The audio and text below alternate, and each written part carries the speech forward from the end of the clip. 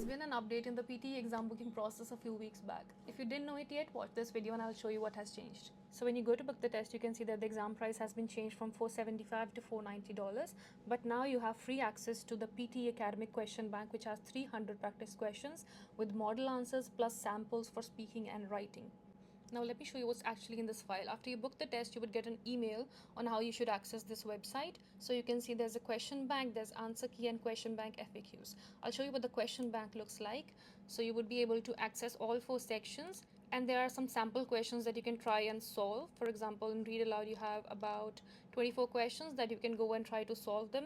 It would be very similar to the actual exam environment. If you open the question, you would see a similar timer like in the exam. You can also listen to a sample answer, and you can also check tips for each and every question, as you can see here.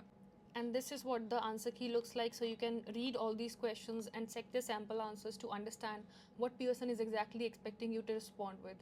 So it could be used as a good reference to understand the content requirements. And you can also go to the reading section, I think, and there's explanation for each and every question on why this is the answer and why it's correct. But keep in mind, this is not a prediction file. This is just for an idea on how questions appear in the exam. So you can use this if you want to get a basic idea of each of the question types. I think it could be a very useful resource to have. So you should definitely make good use of this free access, although I wouldn't really call it a free access if they've increased the exam price for this.